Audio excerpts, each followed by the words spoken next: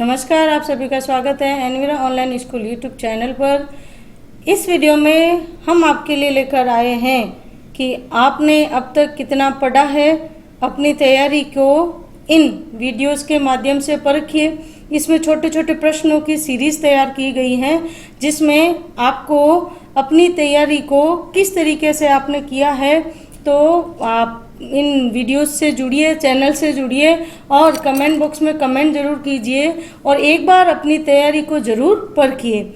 सरकार के आदेश के अनुसार अब कभी भी 10वीं या 12वीं राजस्थान बोर्ड के परीक्षा की घोषणा की जा सकती है। तो कृपया आप अपनी पढ़ाई को, अपनी स्टडी को कंटिन्यू रखें, नियमित बनाए रखें और इसी नियमितता को बनाए रखने के लिए ही Envira online school YouTube channel आपके लिए लेकर आया है ये प्रश्नों की सीरीज। आज के इस वीडियो में हिंदी के प्रश्नों की ये सीरीज दी गई है, जिसमें समास या आपके व्याकरण और उससे संबंधित प्रश्न पूछे गए हैं। उन प्रश्नों को आपको पढ़कर जो भी सही उत्तर है वो आपको कमेंट बॉक्स में जरूर देना है अपने नाम के साथ।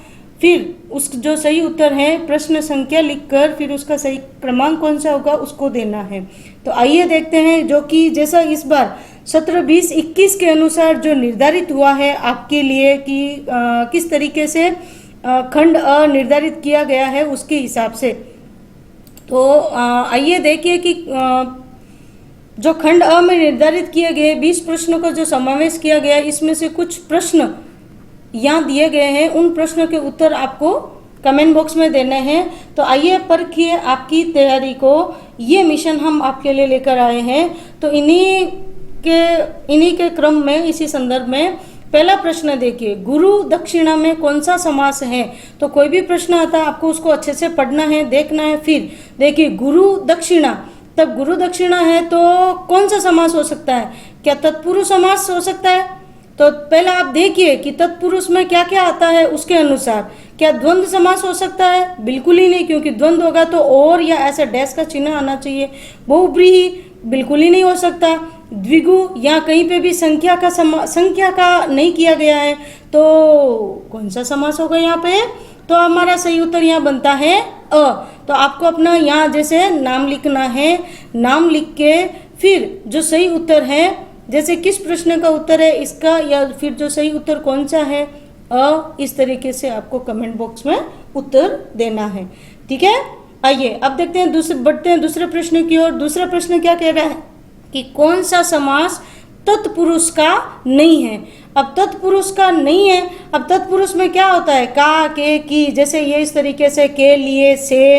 अगर हम विग्रह करते हैं तो अगर उनका वो शब्द साथ में आते हैं तो तत्पुरुष, नहीं तो नहीं है। देखो अक्षर ज्ञान, तो अक्षर ज्ञान में क्या होगा, अक्षर का ज्ञान, तो ये तो तत्पुरुष है। नव रत्न, तो नव यहाँ पे क्या है, संख्या आ गई, तो 9 रत्नों का समूह। तो इसमें कहीं पे भी का के की नहीं आया है, तो इसमें नहीं है, तो ब होगा। यहाँ सही उत्तर कौन सा होगा आपका ब। जबकि स क्या कह रहा है, पाठशाला यानी पढ़ने के लिए जो शाला होती है पाठशाला, तो यहाँ पे भी तत्पुरुष है। और शिवालय यानी शिव का, आलय यानी मंदिर, आलय यानी मंदिर, तो शिव का मंदिर शिवालय। तो इन तीनों में तो तत्पुरुष है, किसमें नहीं है कि नवरत्न में। तो इसका सही उत्तर कौन सा होगा अपने ब। ठीक है, आइए बढ़ते हैं तीसरे प्रश्न की ओर। तीसरा प्रश्न क्या कह रहा है कि राजमार्ग का विग्रह होगा। विग्रह यानी जब समास किसको बोलते हैं कि पदों को पास में लाना, वो तो समास। अब पदों को पास में लाए तो उनको अलग करना क्या कहलाता है, विग्रह कहलाता है। तो ये जो दिया गया है इसका विग्रह कैसा होगा, राजमार्ग। आप पहले इनमें देखिए कि इस पद के साथ में दूसरा कौन सा ऐसा शब्द लगाएंगे जिससे ठीक बैठता है। तो राजा का मार्ग, राजा और मार्ग, राजा से मार्ग, या राजा निर्मित मार्ग। अब आप देखिए कि राजा का मार्ग, ये ही प्रश्न उत्तर इसका सटीक बैठता है, या विग्रह इसका सटीक बैठता है। यानी राजमार्ग, जो राजा का मार्ग होता है उसको राजमार्ग कहा जाता है। ठीक है, तो राजा और मार्ग हुआ तो ये तो हो नहीं सकता, कतई नहीं हो सकता। राजा से मार्ग ये भी नहीं हो सकता, और राजा निर्मित मार्ग ये भी बिल्कुल भी नहीं हो सकता। तो अपना यहाँ सही उत्तर कौन सा होगा अ, राजा का मार्ग। अब देखिए चौथा प्रश्न, यहाँ सही उत्तर कौन सा है, राजा का मार्ग। ठीक है। अब देखिए चौथा प्रश्न में क्या दिया गया है, किस शब्द में अवयवी भाव समास है। अवयवी भाव समास कहाँ होता है, जिसमें दोनों ही पद प्रधान होते हैं, दोनों ही पद प्रधान होते हैं, इसमें कोई भी किसी एक को महत्व दिया नहीं जाता है। तो देखिए कि रात दिन, इसमें तो हो नहीं सकता क्योंकि रात या बीच में एक तो योजक चिन्ह है, तो रात और दिन बनता है।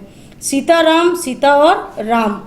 फिर यथासंभव, यानी यथासंभव, इसका जब विग्रह करते हैं इसमें दोनों पद प्रधान लगते हैं, तब दोनों पद प्रधान हो तो अपना कौन सा हो जाता है, अवयवी भाव समास। तो इसमें सही उत्तर कौन सा होगा, श। जबकि राजपुत्र यानी राजा का पुत्र, इसमें भी तत्पुरुष है, इसमें द्वंद्व है और इसमें भी द्वंद्व समास है। ठीक है। अब आइए देखिए पांचवें प्रश्न की ओर बढ़ते हैं। पांचवें प्रश्न में दिया गया कि त्रिभुवन पद में समास कौन सा है।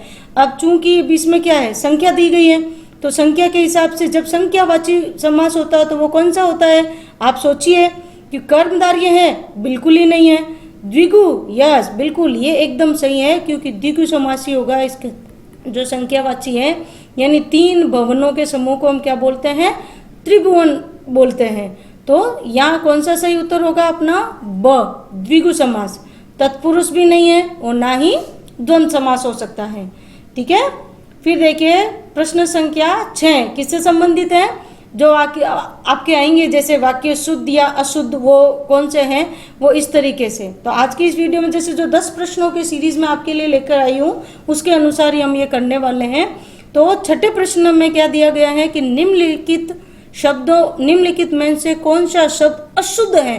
देखो हम कई बार परीक्षार्थी क्या करते हैं, बच्चे क्या करते हैं कि जो भी दिया गया है उसको जल्दी से जल्दी ऐसे यूँ ऐसा लगता है को अशुद्ध अशुद्ध उसको तो पढ़ते नहीं है और हड़बड़ी में जल्दबाजी, जल्दी का काम कहता है ना शैतान का, तो ऐसा अपने को नहीं करना है। तो एक एक चीज को सही से देखना है। पहले प्रश्न दिया को अशुद्ध पूछा है तो सृष्टि एकदम सही है, श्रेष्ठ ये भी सही है, आगामी ये भी एकदम शुद्ध शब्द है। तो दुख, क्या आपको ये शुद्ध लगता है, बिल्कुल नहीं। क्यों, ये अशुद्ध है, अशुद्ध कैसे है, क्योंकि इसके साथ में क्या आते हैं, ये विसर्ग आते हैं इसलिए। ठीक है। तो इसका सही उत्तर कौन सा होगा अपना, द।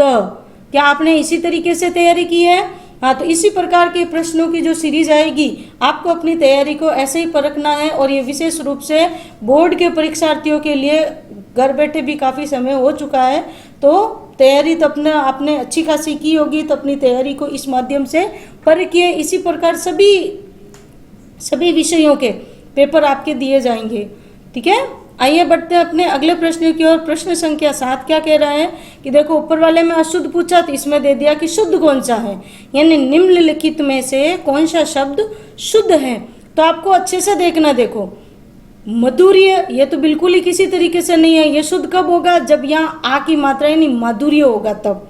ये उत्कर्ष ये भी सही नहीं है क्योंकि जब ये इसकी ये मात्रा हटेगी तब उत्कर्ष ये शुद्ध बनेगा, तो ये भी अशुद्ध है। शुद्धि, अब यहाँ दिया हुआ शुद्धि, अब ये ऐसे तो सही दिखता है क्योंकि यहाँ बच्चे देखकर छोटी मात्रा लगा दी तो ओ लो ये तो अपने सही हो गया, शुद्ध हो गया, जबकि ऐसा नहीं होता है क्योंकि शुद्धि में बड़ी मात्रा आती है। ठीक है। तो ये भी सही नहीं है, ये भी अशुद्ध है। तो द दिया है हिंदू, ये एकदम शुद्ध शब्द है, तो इसका सही उत्तर कौन सा होगा, द हिंदू। ठीक है। फिर प्रश्न से बढ़ते हैं अगले प्रश्न की ओर। प्रश्न संख्या 8 कह रहा है कि निम्नलिखित में से किस शब्द की वर्तनी शुद्ध है। शुद्ध कौन सा है, आकर्षक, क्या ये शुद्ध लगता है आपको, बिल्कुल ही नहीं, अशुद्ध है। ये भी अशुद्ध है क्योंकि र यहाँ आया हुआ तो ये भी गलत है, यहाँ नीचे आता ही नहीं है। श में दिया है आकर्षक, तो ये श के ऊपर जो र ये एकदम शुद्ध शब्द है। द दिया हुआ है आक्रसरक, ये एकदम अशुद्ध है। तो आपको जो वाक्य शुद्धि और अशुद्धि के या शब्द शुद्धि अशुद्धि के जो आएंगे वो आपको अच्छे से देख परख के एक एक शब्द को अच्छे से देखना है, तभी आप इनको सही से जांच परख पाओगे, सही से सही उत्तर लिख पाओगे। तो इसमें से अपना सही उत्तर कौन सा है, श। तो आपको इसी तरीके से देना है कि कौन सा है, किस तरीके से है, एकदम अच्छे से देख के देना है, तभी आप पूरे में से पूरे अंक ला पाएंगे। फिर 9th दिया हुआ प्रश्न संख्या 9 कि अंशुमाली का क्या अर्थ होता है। ये प्रभो कविता में से लिया गया है। इस अंशुमाली का अर्थ होता है हमारे सूर्य, जो इस संपूर्ण पृथ्वी का माली माना जाता है, सूर्य। देखिए प्रश्न संख्या 10, 10वां प्रश्न क्या कह रहा है, 10वें प्रश्न में आपके पूछा गया है, एक अद्भुत अपूर्व स्वप्न निबंध किस कोटि का है? तो यह निबंध लिखा गया है भारतेंदु जी हरिश्चंद्र जी के द्वारा, जो कि हिंदी साहित्य के या आधुनिक हिंदी के प्रमुख प्रवक्ता माने जाते हैं। तो इन्होंने जो ये निबंध लिखा है वो किस कोटि का है? तो ये इनका निबंध है। इन्होंने व्यंग्य भी किया है। इनको सपना आया था किस प्रकार के लोग अपने यानी लोग अपने जैसे संसार अपने को याद रखेगा, यश प्राप्ति के लिए वो क्या करते थे कि किस तरीके से दान करते थे, किस में दान देने में विश्वास करते थे, इस तरीके। तो ये किस कोटि का है? व्यंग्य विनोदात्मक कोटि का। अगर आप व्यंग्य प्रधान लिखते हो तो भी सही माना जाता है। व्यंग्य हास्य प्रधान, व्यंग्य किया गया, कटाक्ष किया गया ना, इसलिए तो व्यंग्य शैली प्रधान या व्यंग्य कोटि का निबंध माना गया है। तो इस प्रकार आपके ये 10 प्रश्नों की सीरीज यहाँ पे दी गई है और आपने देखा कि किस तरीके से चुने हुए प्रश्नों को छांटकर आपके यहाँ पे दिए गए हैं। तो आप इनके साथ में मैं ऐसी आशा करती हूँ कि आप इसके साथ तैयारी करेंगे तो आप अपना अच्छा खासा सब्जेक्ट तैयार कर सकते हैं, विषय की तैयारी कर सकते हैं। तो साथ में बने रहिए, औरों तक शेयर जरूर कीजिए, लाइक जरूर कीजिएगा। धन्यवाद।